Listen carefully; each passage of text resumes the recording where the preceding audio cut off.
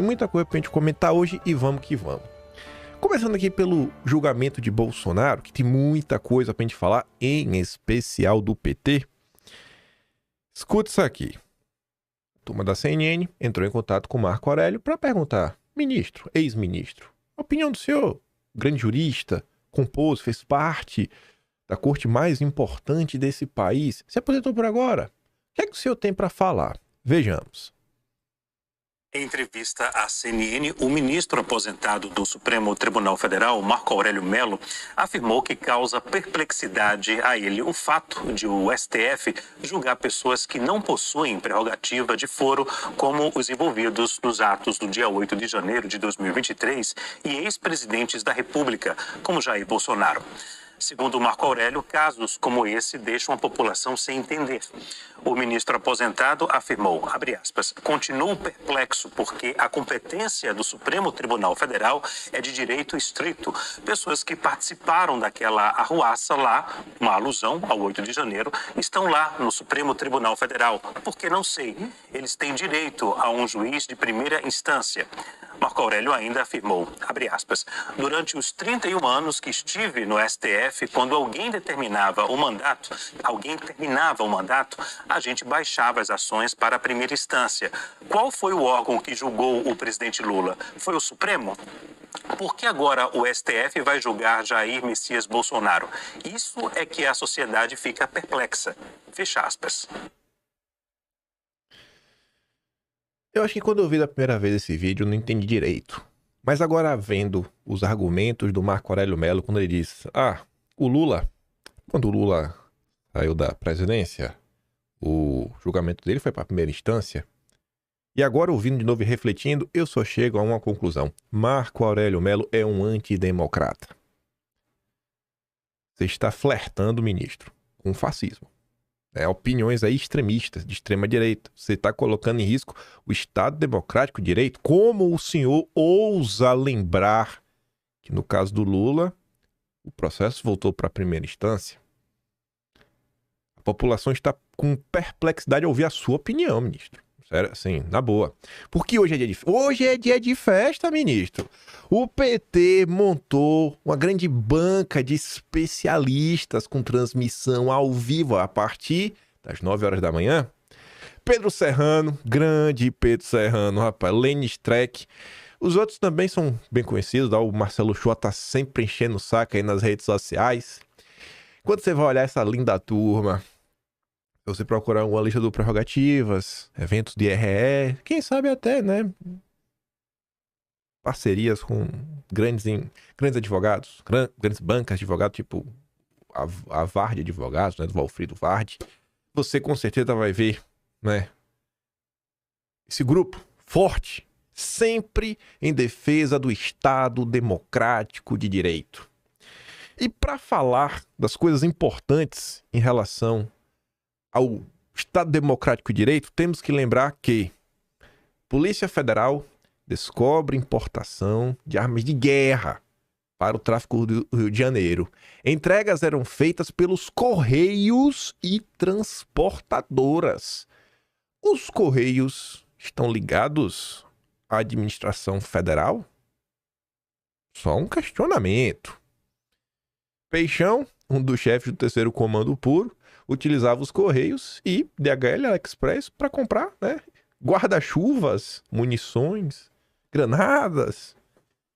Mas nada disso importa porque hoje às 9 horas da manhã tem o julgamento de Bolsonaro. Graças a Deus. Graças a Deus.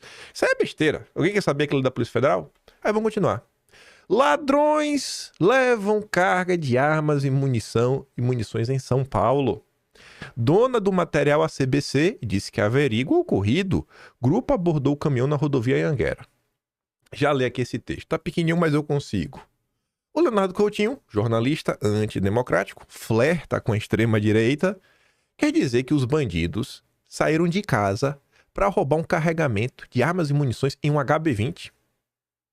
Como é que eles sabiam, né, que o carro estaria lá? Aquela rodovia, tanto carro pra assaltar. Não, vamos sair de casa, porque é um negócio corriqueiro, né? É um negócio do cotidiano, fazer um assalto como esse. É um negocinho, acordei hoje de manhã, vamos tentar sorte, né? Vai que tem um carregamento hoje que a gente possa roubar, Não é uma coisa que tem todo dia, um transporte desse tipo. O mais surpreendente é que, segundo consta, eles foram muito bem sucedidos. Inacreditável, mas não só. Como uma carga dessas transita sem escolta armada e aparentemente sem rastreamento por satélite? Não sei. Mas são perguntas antidemocráticas que ferem o Estado democrático de direito que hoje tem o seu dia de glória.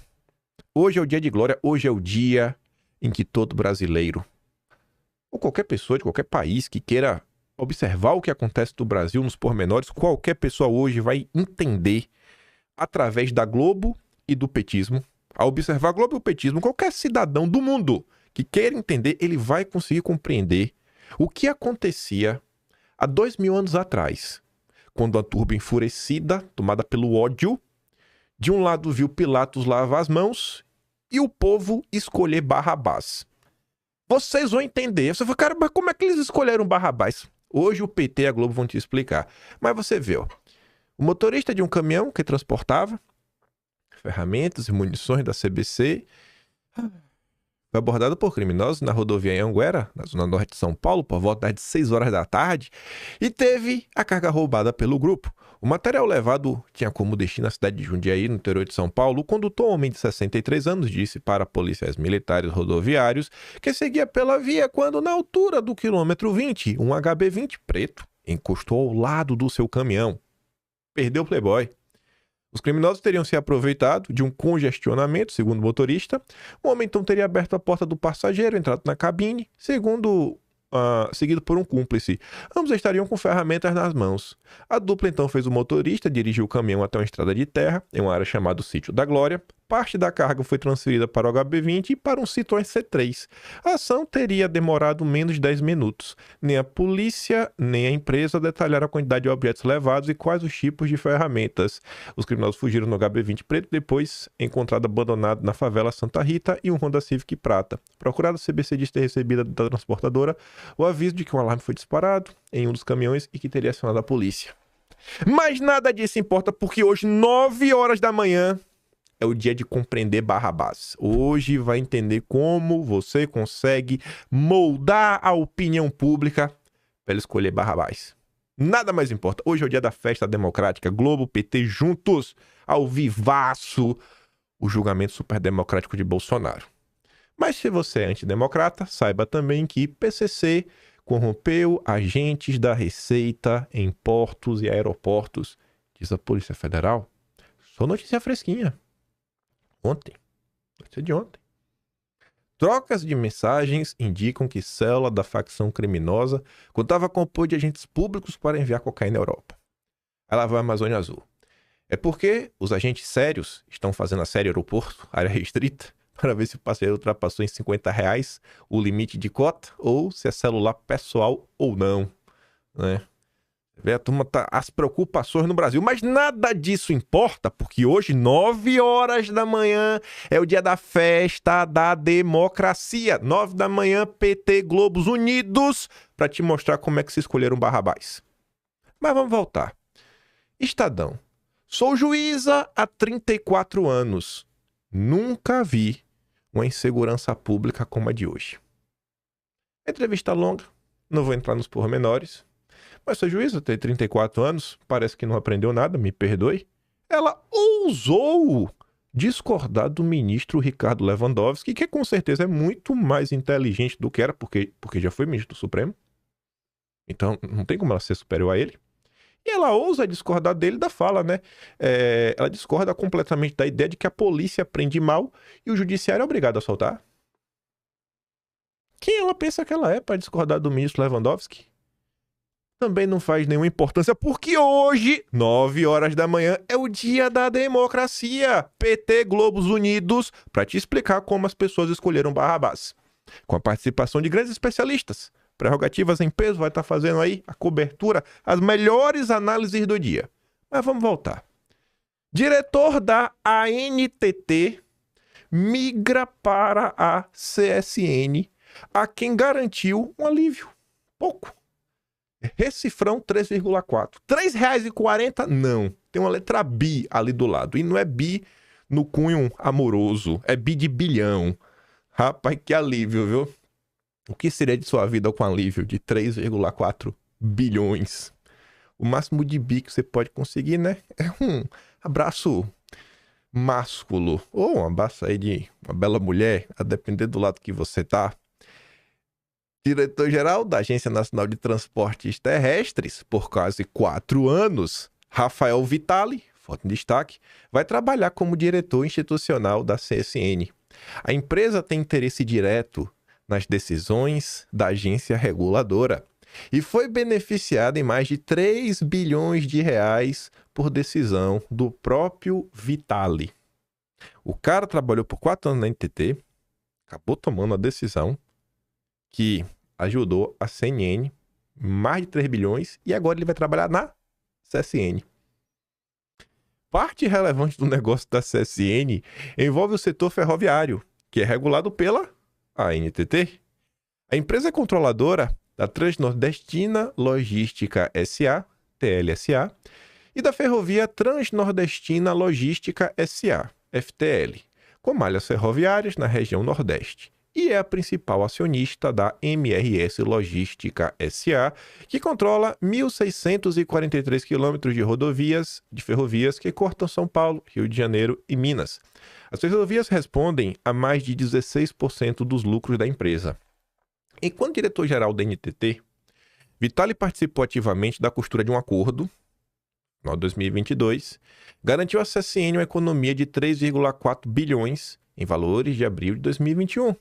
O então superintendente de transporte ferroviário da agência, Ismael Trinks, também participou das tratativas. Assim como Vitali, ele deixou a NTT e migrou para a CSN de forma imediata em abril de 2024. O alívio bilionário em favor da CSN foi possível graças à exclusão, chancelada pela NTT, de um trecho de 522 quilômetros do traçado originalmente construído pela União até LSA para a Ferrovia Transnordestina.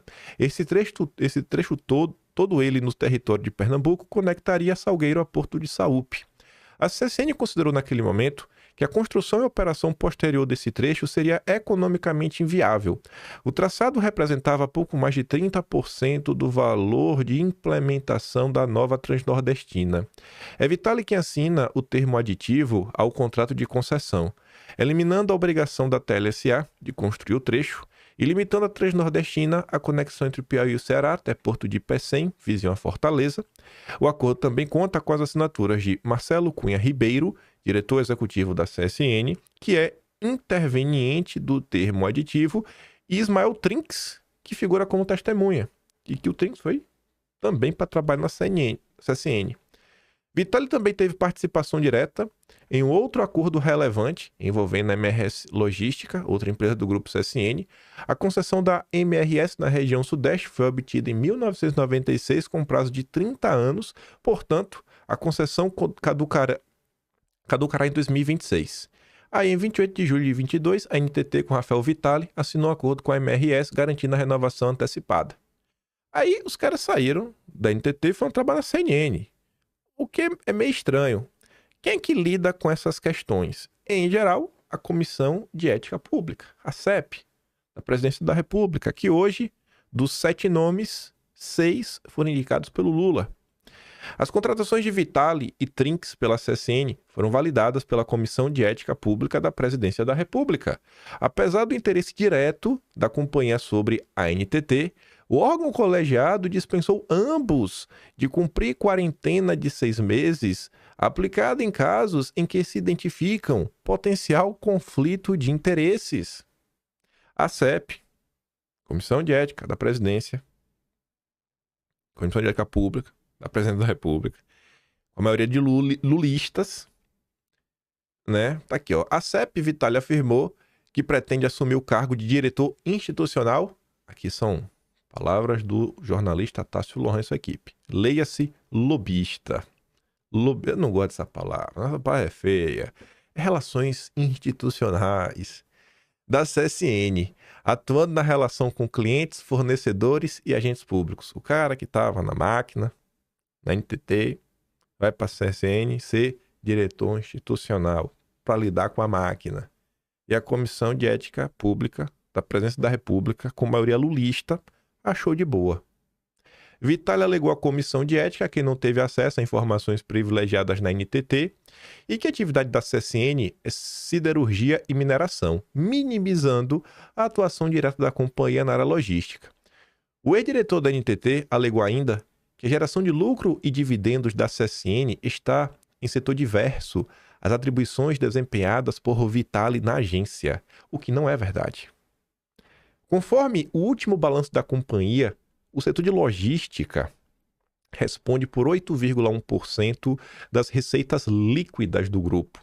O setor ferroviário equivale a 89% dessa faixa.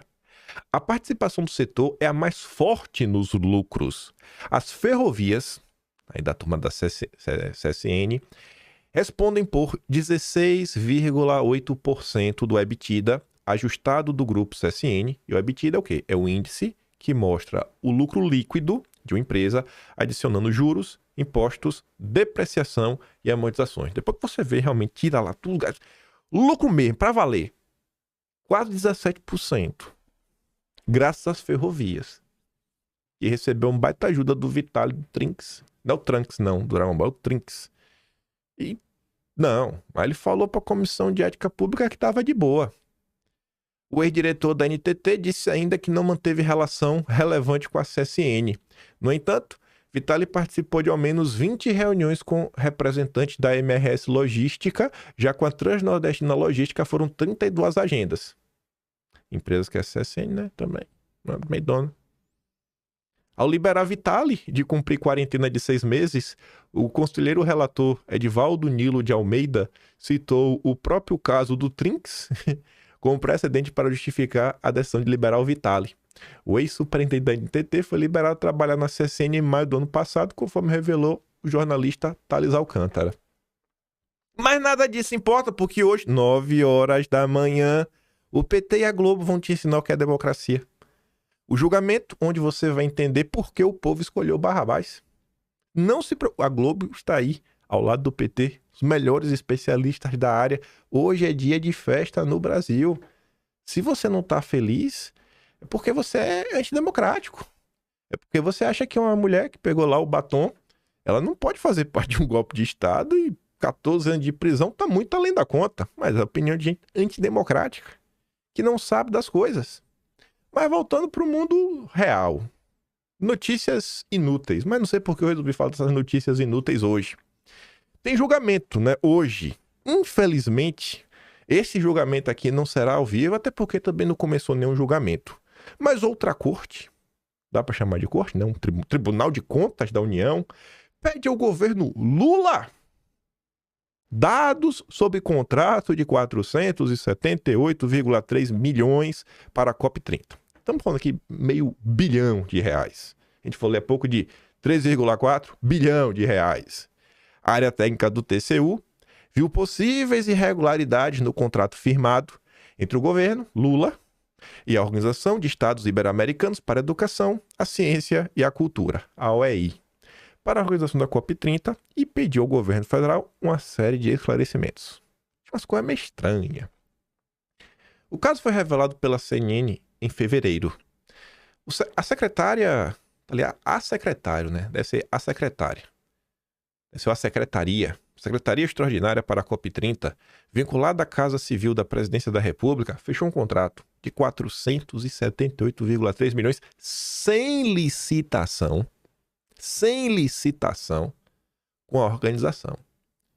Apenas no segundo semestre de 2024 foram fechados 5 acordos com a OEI, da OEI com o governo Lula, que somam cerca de 600 milhões, mais que os cerca de 50 milhões de todos os governos anteriores. Todos foram 50. Agora, só no segundo semestre, 600. Fora esse contrato, que já é outro. Um documento de 8 páginas, datado de 18 de março, obtido pela CNN, área técnica do TCU, pede à Secretaria da COP, os critérios da contratação. O TCU também pede o detalhamento dos critérios que levaram à contratação, já que há no Brasil outros organismos internacionais atuando. Aí ele está um trecho, né, da decisão. Tendo em vista que não houve procedimento competitivo, ou seja, não teve licitação, isto é, a escolha da entidade foi realizada de maneira discricionária pelo órgão, e considerando que existe mais de um organismo internacional do qual a República Federativa do Brasil seja membro, atendendo os termos do Decreto 11.941/2024, também deve ser questionado na diligência quais foram os critérios e justificativas da escolha da entidade pela unidade jurisdicionada. A Corte de Contas também aborda a possibilidade de que tenha havido má gestão de recursos públicos na execução do contrato. Aí está ali. A representação destaca ainda a ausência de elementos que demonstrem a adequação econômica da contratação, o que pode sugerir, em tese, uma possível má gestão dos recursos públicos, violando princípios constitucionais como eficiência, economicidade, previstos no artigo 37 da Constituição Federal. Mas o ponto bom mesmo de toda essa treta, porque você pode explicar muita coisa, mas a explicação que acho que os jornalistas deveriam estar em busca é isso daqui: influência indevida. Um dos pontos tratados no documento é que a TCU diz ser um crescimento exponencial dos contratos do governo Lula com a OEI, ocorridos ainda, segundo o tribunal, após a ida para o Ministério da Educação de Leonardo Barchini como secretário executivo da pasta após dirigir a entidade. O Leonardo Barchini, ele já dirigiu a OEI no Brasil. Aí quando ele vai para o governo Lula, milagrosamente a OEI começa a fechar inúmeros contratos. Contratos estes ainda sem licitação. Aspas. Ainda diante das suspeitas de favorecimento à OEI, apontadas na representação envolvendo Leonardo Barchini, que ocupou a direção do OEI entre setembro de 23 e julho de 24 e assumiu a Secretaria Executiva do Ministério da Educação em 31 de julho, é fato que o apontado crescimento exponencial dos gastos com a organização de 17 milhões em 2023 para uma projeção de 676 milhões até 2025 levanta sérias questões sobre possível influência indevida. Será que teve algum tipo de influência indevida? Será? Não importa, porque hoje, 9 horas da manhã, é dia de democracia. PT Globo unido com os maiores especialistas do Brasil para explicar para o povo brasileiro como que no passado escolheram Barrabás. Hoje você entenderá tudo. Não perca, 9 da manhã. Mas vamos voltar. A gente acabou de falar da Comissão de Ética da Presidência, né? Nomeações, coisas esquisitas. Aí agora, vem lá o Estadão para falar assim, né? A CVM investiga ministros de Lula que ganharam cargos em conselho de empresa privada. Como assim, né? A Comissão de Valores Imobiliários abriu o processo para apurar a nomeação do Lupe, da Previdência, Aniele Franco, Igualdade Racial, Vinícius Marques, do CGU, para o Conselho de Administração da Metalúrgica Tupi, sem consulta prévia de conflito de interesses à Comissão de Ética. Mas acho que se perguntasse a Comissão de Ética também estava de boa. A Comissão de Ética tem muita ética. Ministros dizem que o procedimento do BNDES descartou os riscos. Não tem nenhum risco, né? Todos sabemos que a Aniele Franco é uma mestre da metalurgia. Vem aí de uma família conhecida, né? Pela sua vocação, os mestres de ofício dos ferreiros. Né? O tataravô da Aniele Franco fez a espada do rei Salomão. Era um ferreiro assim, cara, sem igual, sabe? Um negócio assim fino. Aço de Damascus. Nunca perde o fio de corte. Por isso que ela tá hoje aí, pô. Tá de brincadeira. Eu não sei porque o pessoal tá querendo fazer qualquer tipo de investigação. Aí vem o Renato com seu comentário antidemocrático. Ministros do governo Lula foram nomeados para o Conselho da Tupi, sem consulta prévia, a Comissão de Ética. A CVM investiga, enquanto o BNDES do Mercadante já deu aval. Curioso, como nenhuma casa de análise mencionou esse risco institucional e nenhum banco demonstrou preocupação com governança. certos movimentos só parecem ser o problema dependendo de quem se beneficia. Mas nada disso importa porque hoje, 9 horas da manhã, Lula, Disseu, Gleisi Hoffmann, todo o PT estará unido na festa da democracia junto à Rede Globo para transmitir o maior julgamento da história desse país. Hoje o brasileiro vai entender por que escolheram Barrabás. Pode anotar. Mas vamos voltar para falar de Brasil. Carnaval! Margarete Menezes leva R$640 mil em verba pública. Verba pública em shows. Ministra da Cultura leva verba pública por shows. Mas está errado? Não. Porque é tudo técnico. 100% técnico. As prefeituras de Salvador e de Fortaleza pagaram 640 mil para contratar a cantora Margarete Menezes, atual ministra da Cultura, no Carnaval de 2025. O valor equivale a mais de um ano do salário bruto da ministra. No total, ela realizou 7 shows entre 27 de fevereiro e 4 de março deste ano, nas capitais da Bahia do Ceará. Aí vai olhando os números, porque vai estar um número bem aberto no final das contas. Ela fez 7 shows, né? 3 foram financiados pelas prefeituras. 3 contaram com o apoio do governo baiano e um foi privado, tá? Então, peraí. Foram 7. O Metrópole está falando que ela recebeu 640 mil para cantar pelas prefeituras. Ou seja, de 7, só 3. E os outros 4? Recebeu quanto? Não sei. Show privado é show privado. O privado foi 1. Aí sobrou 3. E os 3 shows aí, com apoio do governo baiano? Quanto foi? Vamos ver. A gestão do governador Jerônimo e a assessoria da artista se recusaram a informar o valor repassado para contratá-la. Mas agora tá ruim. Eu queria saber quando foi esse show. Porque se foi pouco, o povo vai pras ruas em defesa da Margarete Menezes, que ela não merece cantar por menos do que ela recebeu já na mão da prefeitura, que eu já acho pouco dinheiro por 3 shows. 3 shows, 640 mil? Tá achando o quê? Não. Uso de verba pública estadual e municipal para contratar a ministra da Cultura contraria decisão da Comissão de Ética da Presidência da República publicada em março de 2023, quando o órgão colegiado entendeu que Margarete Menezes deveria se abster de receber remuneração, vantagens ou benefícios dos entes públicos de qualquer esfera de poder. Desde então, no entanto, a CEP, que hoje conta com 6 dos 7 conselheiros indicados pelo presidente Lula, mudou de entendimento. Mudou técnico, 100% técnico. Agora é o entendimento técnico. E é o entendimento Pokémon. Você já vai entender o porquê. Autorizando a realização de shows com verba pública dos estados e municípios, desde que não se tenham utilizado mecanismos federais. Ela é ministra do governo federal. Se ela está fazendo show e o pagamento vem do governo do estado municipal, está de boa. Desde que não seja da própria pasta dela.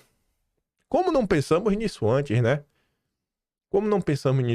Nenhuma prefeitura jamais, nenhum governo do estado jamais vai ajudar, né? Quem sabe um ministro de estado que pode, querendo ou não, né, ajudar de volta o governador prefeito. Isso não jamais vai acontecer.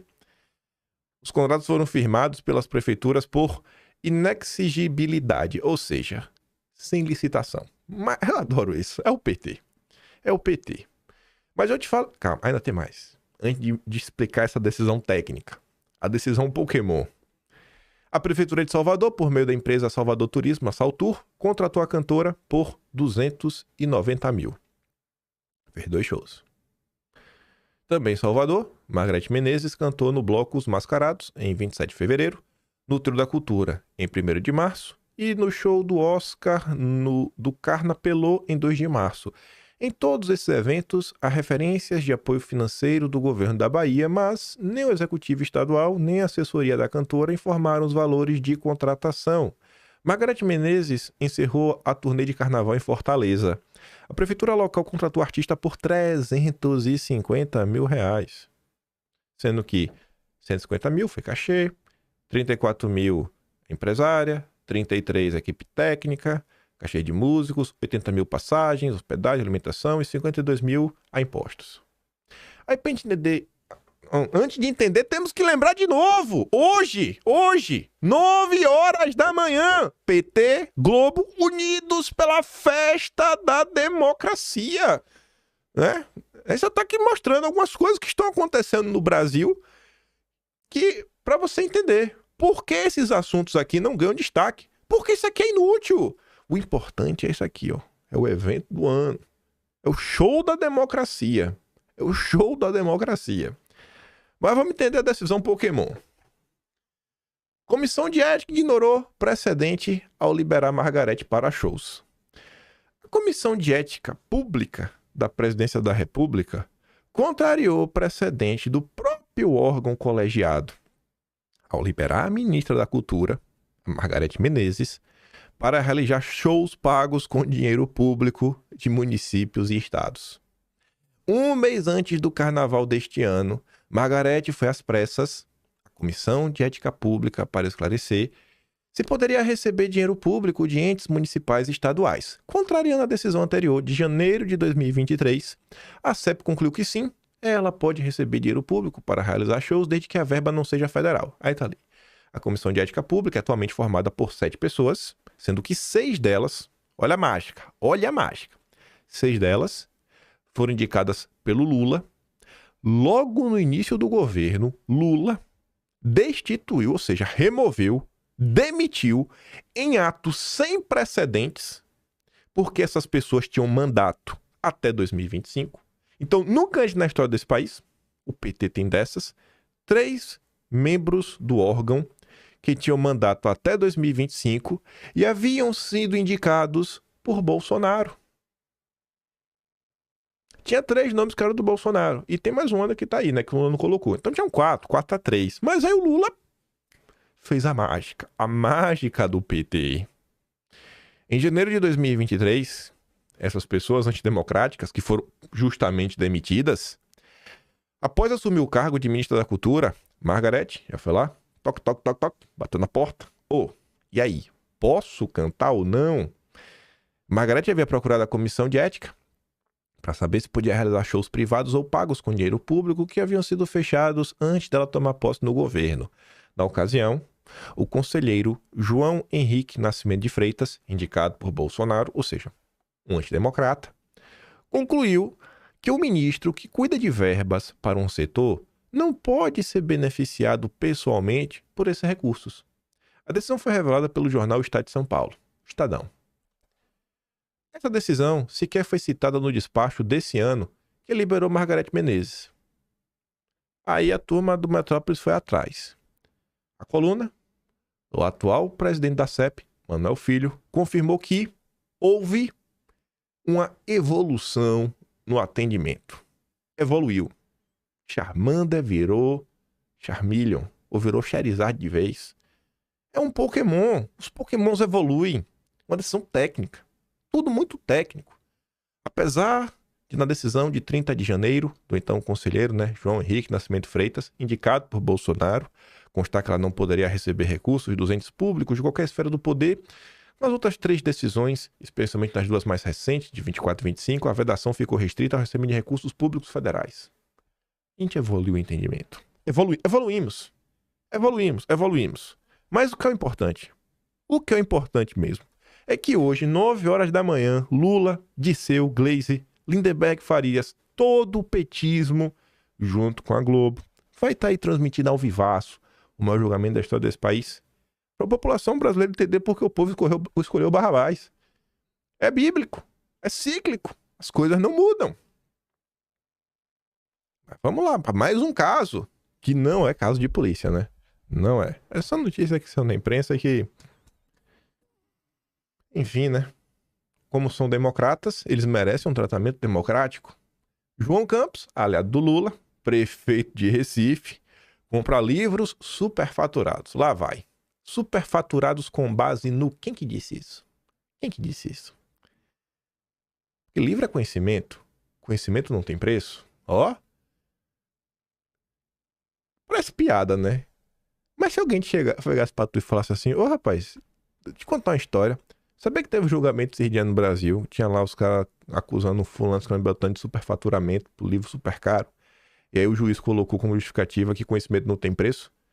Se a pessoa te contasse isso no Brasil de hoje, tu ia achar que era piada?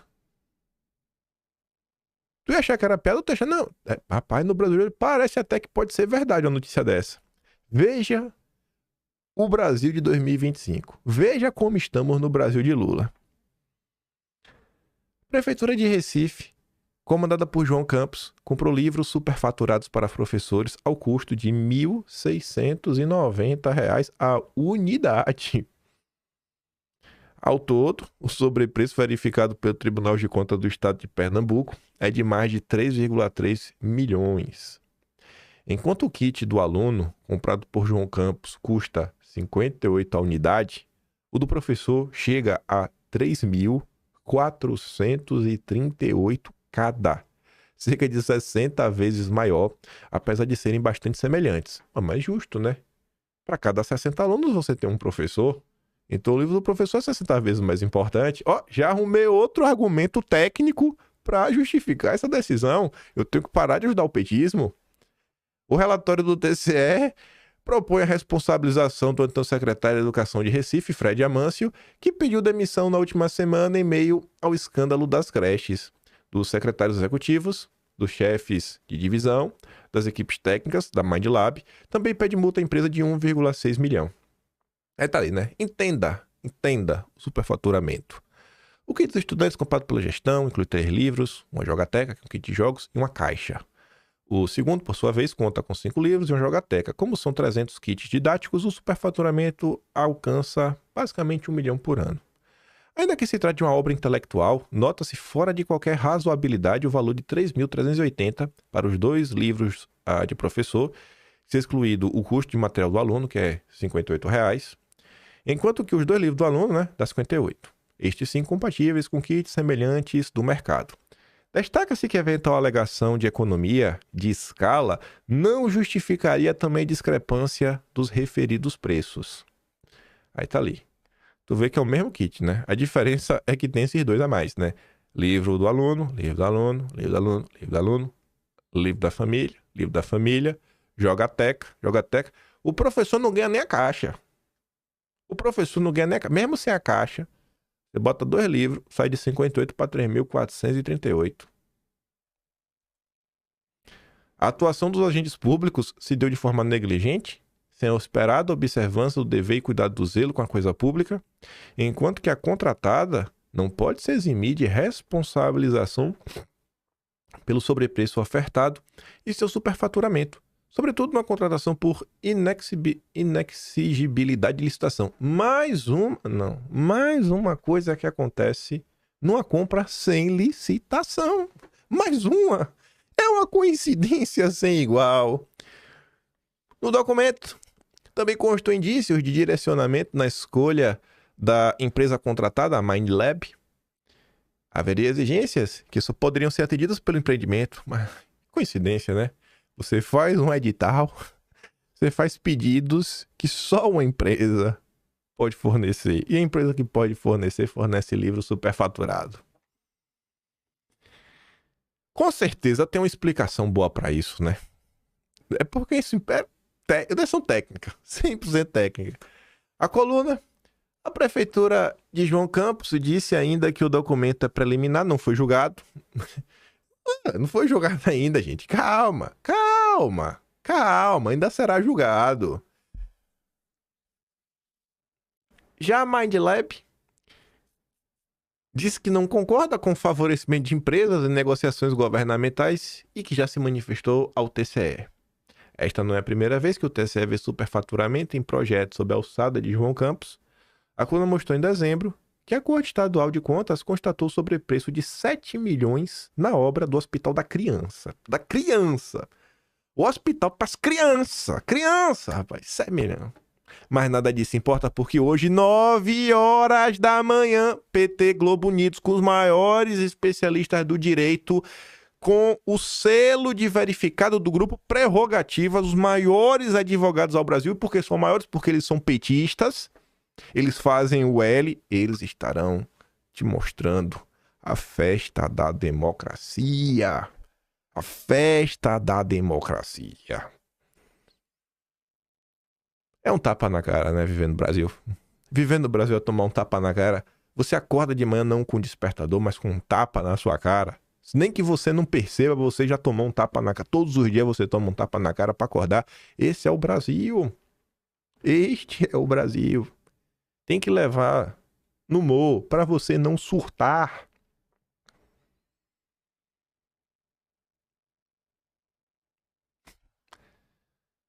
É que agora, né? Você vai ser julgado por um crime que ele não cometeu.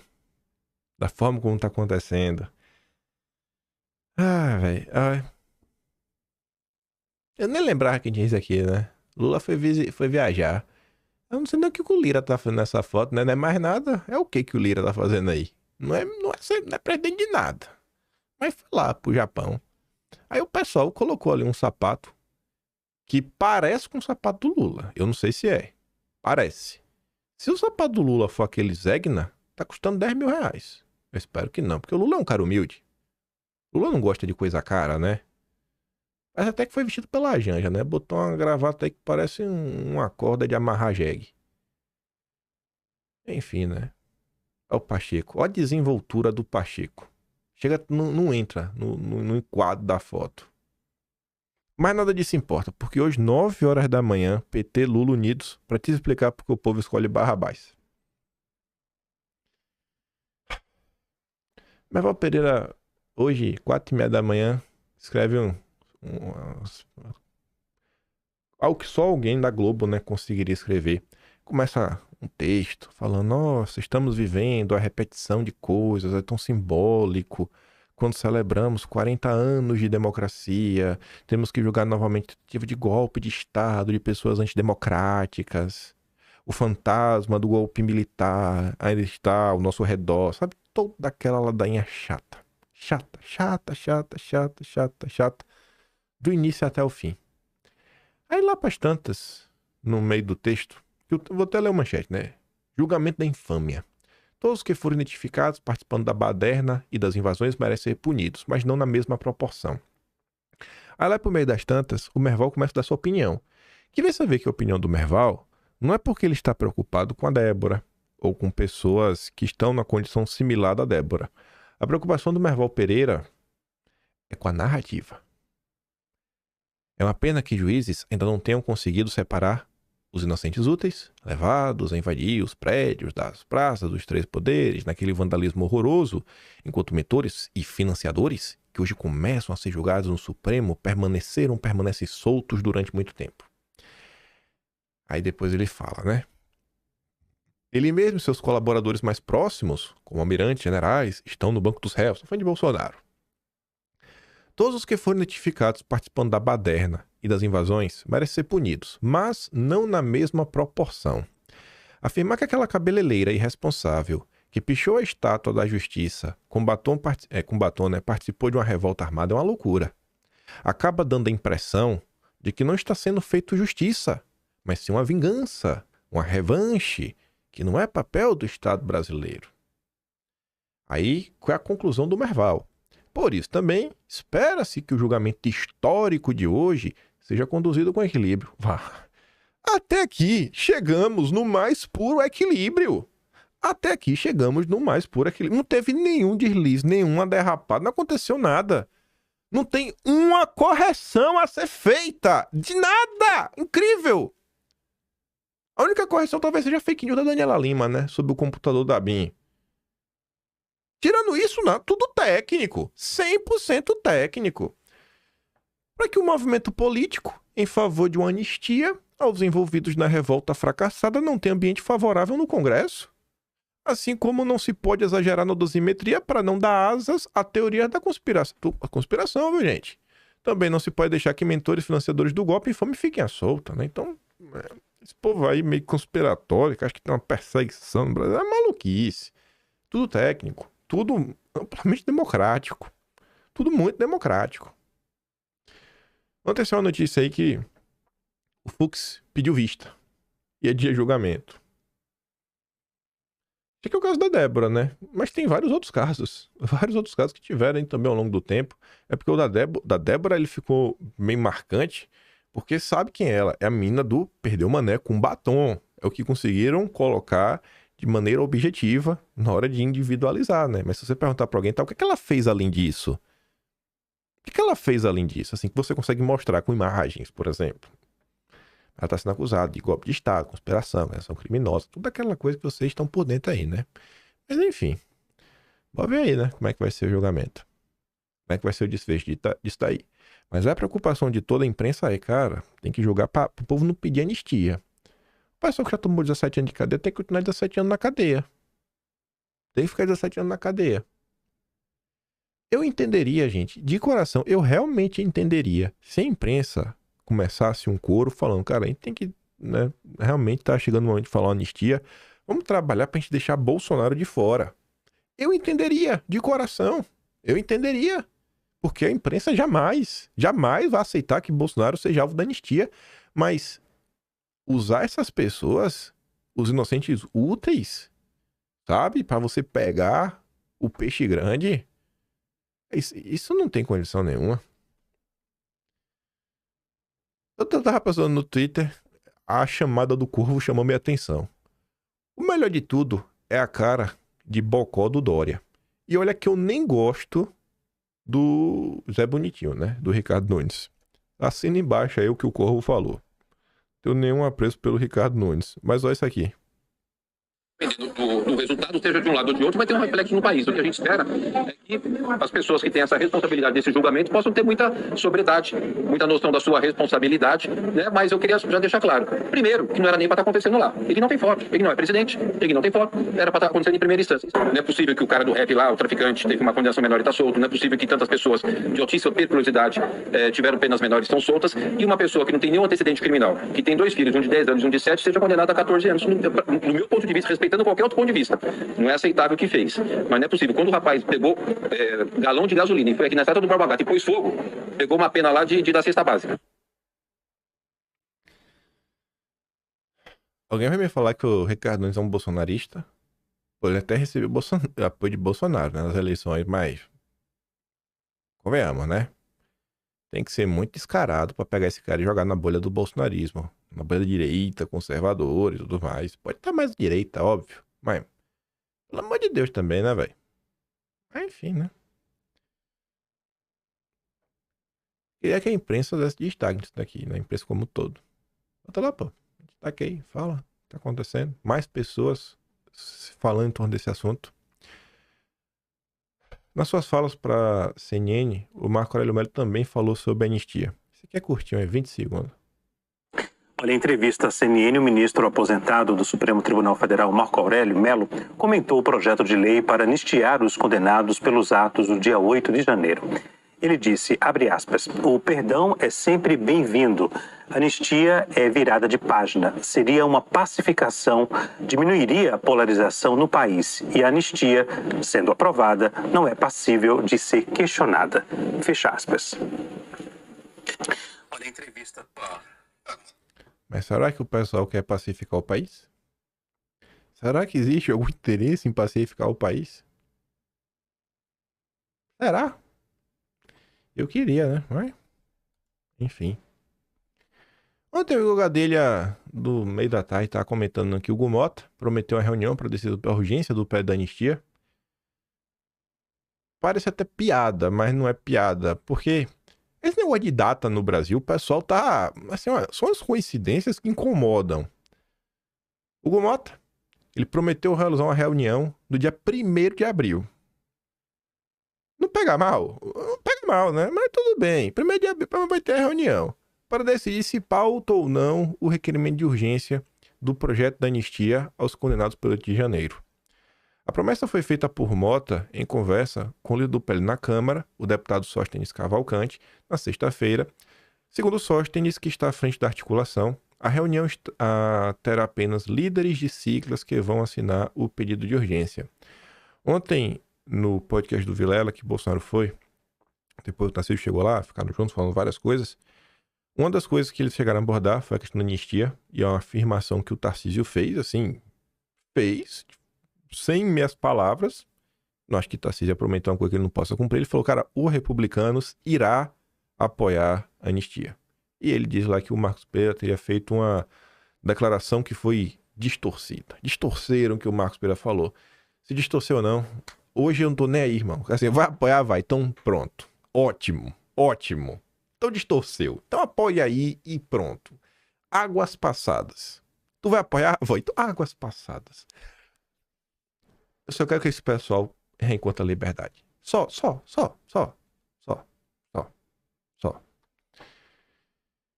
Enfim, né? Vamos lá pra segunda parte. Vamos lá pra segunda parte. E deixar aqui, né? Com essa notícia. Vou ler aqui a notícia primeiro, depois falei, depois comento minhas poucas impressões lá do Inteligência Limitada. Bolsonaro dispara. Carla Zambelli tirou meu mandato em 2022. Por que eu trouxe essa notícia aqui? Pra falar de Carla Zambelli? Pra reclamar da Carla Zambelli? Não, eu não vim pra reclamar de Carla Zambelli. Eu não vim. Vocês vão entender já já. Aí o Paulo Capelli dá destaque, né? Bolsonaro atribuiu sua derrota a Zambelli. Eu não acho que Bolsonaro atribuiu a derrota dele a Carla Zambelli, né? Eu acho que é jeito de falar. Como que foi um evento, foi um episódio que acabou por ajudar a gerar um desgaste. Porque Bolsonaro não só falou da Zambelli. E isso que é curioso. Bolsonaro falou da Zambelli, ele também falou do Roberto Jefferson. Mas beleza. Enfim. Aquela imagem, da forma que foi usada, a Zambelli, parecendo um cara lá, tem gente que falou, pô, Bolsonaro defende o armamento. Mesmo quem não votou no Lula, por conta da Zambelli, anulou o voto. A gente perdeu. Em São Paulo, a gente estava bem. Zambelli tirou o mandato da gente. Aí, tá ali, ó, ao lado de Bolsonaro, Tarcísio concordou. A gente estava com 20 pontos em São Paulo.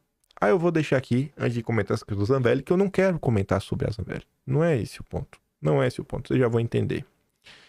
Bolsonaro foi ontem no Inteligência. E eu acho bom quando o Bolsonaro vai nesses locais onde o apresentador não é muito inteligente. Não tô chamando... Vou corrigir. Onde o apresentador não é uma pessoa muito politizada.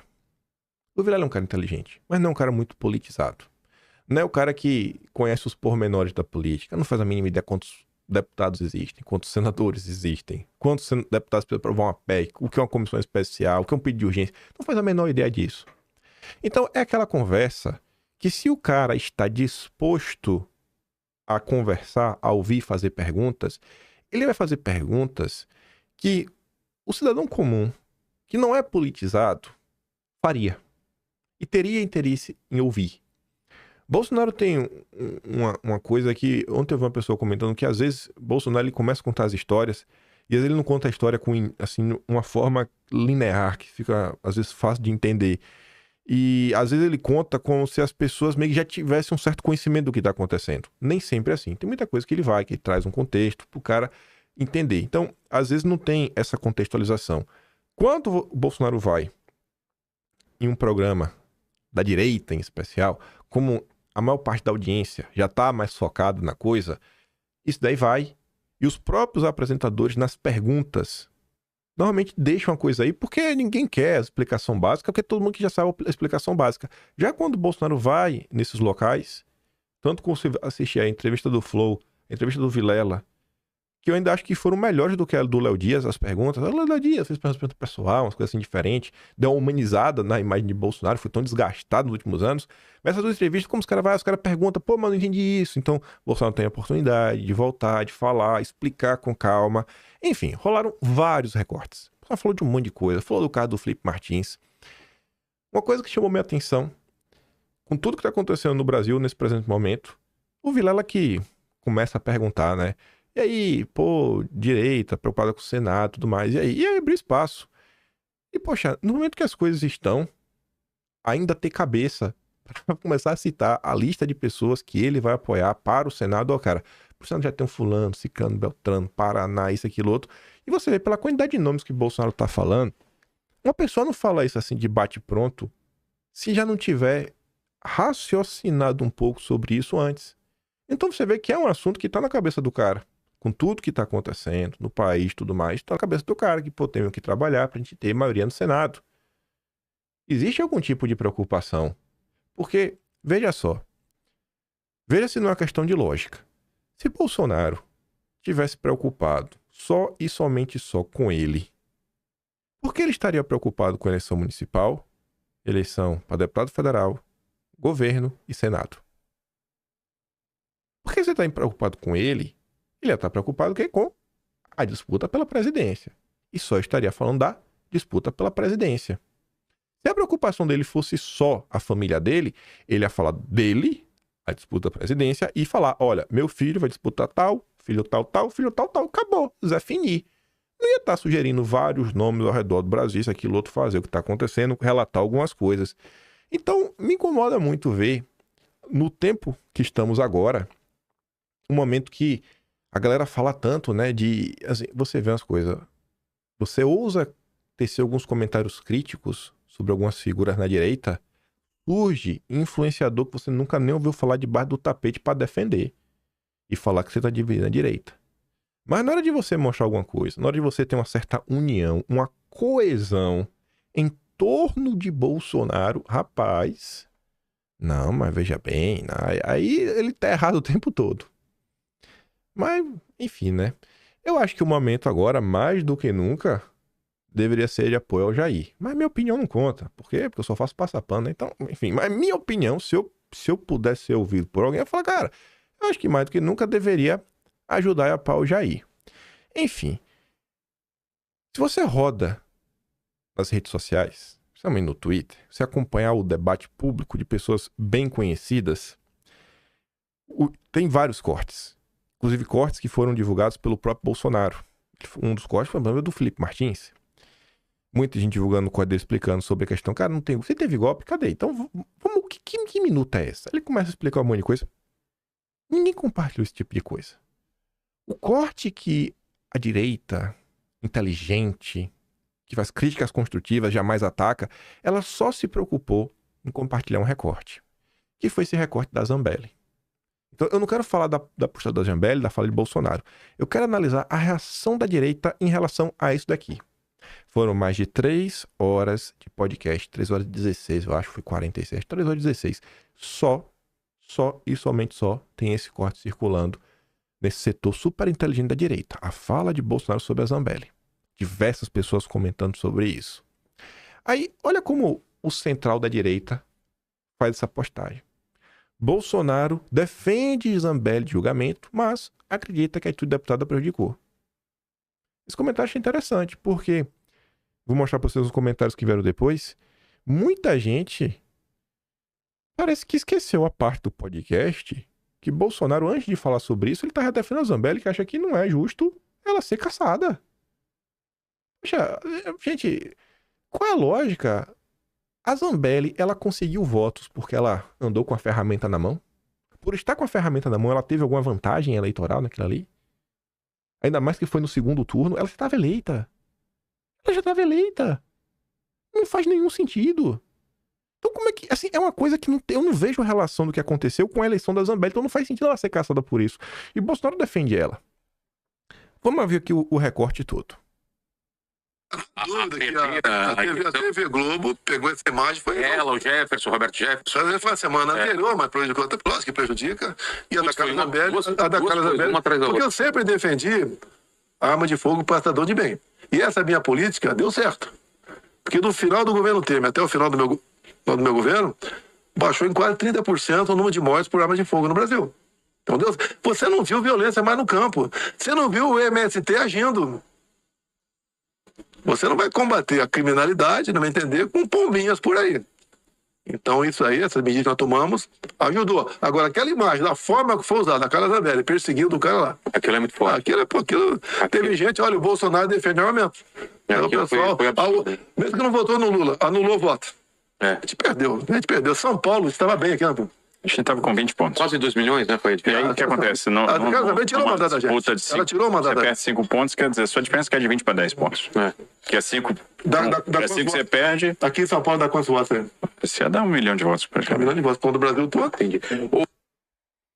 Então, assim, é um evento, dentro de tantos outros. Aí escuta isso aqui. Pimpolho.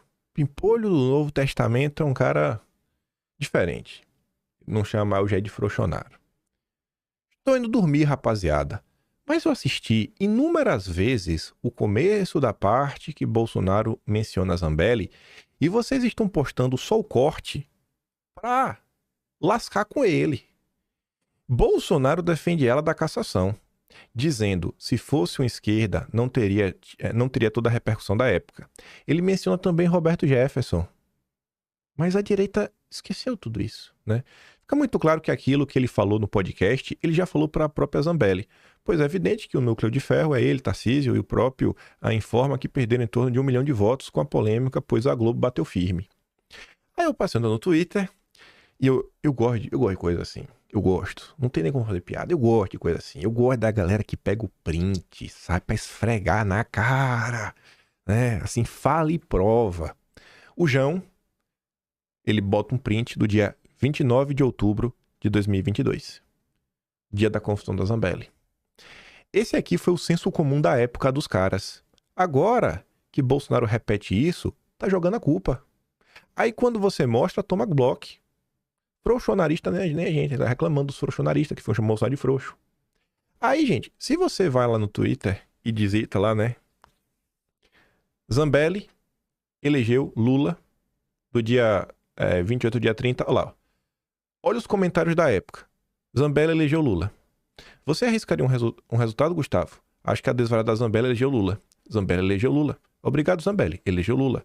Zambelli elegeu Lula. E vamos eleger o Haddad também. Zambelli elegeu Lula. Você troca elegeu por eleger, Carla Zambelli acaba de colocar o último prego do caixão de Bolsonaro. Não há dúvida, precisamos eleger Lula. Ironia do destino, Carla Zambelli coloca pá de cal no Geno. Fez mais que muitos petistas para eleger o Lula.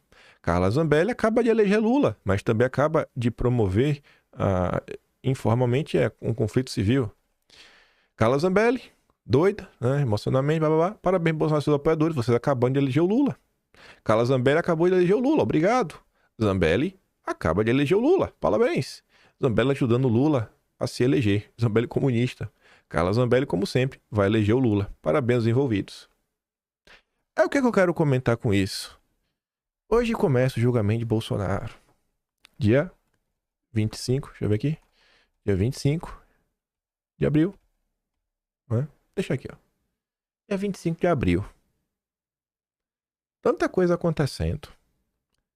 Será que na hora dessa turma aí, que fala tanto na união da direita, que fica acusando os outros de perseguir, enquanto são eles que estão perseguindo, são eles que estão de maledicência e muitas outras coisas, até quando, velho, vocês vão levar esse tipo de comportamento? Toda entrevista que Bolsonaro dá, vocês agora ficam torcendo para fracassar. Vocês torcem para não dar audiência. Sempre esperando uma oportunidade para colocar. E aí? Será que não vão precisar dos intergalácticos? Era o tempo todo isso. Onde que vocês querem levar o Brasil? Para onde vocês querem levar o Brasil? O Bolsonaro está comentando aqui, ainda que você discorde dele, na época, diversas pessoas atribuíram a ação da Zambelli à derrota de Bolsonaro. Como os tweets da época mostram. Diversas pessoas pelo Brasil tiveram a mesma percepção que isso atrapalhou. Vocês vão querer falar que isso não atrapalhou? Né? Pelo amor de Deus. Pelo amor de Deus. Enfim, né? Falei também aí. Né? Prioridades. Cada um com a sua. Cada um com a sua prioridade. Só não se esqueça que hoje 9 da manhã tá lá, né? PT Globo ao vivo. Com toda a turma dos maiores especialistas do direito do país. Vários com selo de verificado do Prerrogativas. Pra te falar o que tá acontecendo. E os rumos dessa nação. Enfim, né? Prioridades. Cada um tem as suas. Os petistas têm a deles. Quero ver pra qual lado aí a direita vai remar. Se nesse momento, diante de tudo que está acontecendo, as pessoas vão olhar e falar, pô, não, realmente, velho, agora é hora de parar de birra e entender o que está acontecendo com o Bolsonaro, né? A maior liderança da direita. Pô, pera aí, irmão. Ou se o pessoal vai continuar aí, né, de conversa mole, fingindo que não tem nada de estranho acontecendo. Eu sei que eu fico por aqui. Deixo pra vocês aquele grande beijo e abraço. Vou mandar todos os vídeos que eu dei play aqui no Telegram, como sempre. Como eu sempre também falo, né? Se gosta do meu trabalho, já é um pouco mais, passando no canal. Tem um Tony Valeu, tem um peito na descrição e tem um Atlas brasileiro. kimpai.com.br, né? Olhem pelo Jair, olhem por todo mundo. Olhem pela turma do 8 de janeiro. E olha aí pela turma da direita, né? Pra ver se a turma acorda. Pra ver, então, ó, irmão, olha o que está acontecendo no país. E parece aí que tem muita gente querendo se vingar, né? Também na direita, né? Um sentimento de vingança. Vingança que eu não sei em quê. Porque Bolsonaro entregou o país pro Lula. Foi Bolsonaro? Foi ele? Quem entregou foi quem votou no Lula, né? Mas vai entender. É isso. Vejo vocês amanhã. Aquele grande beijo e abraço. Tamo juntos. Valeu, meus amigos. Fui.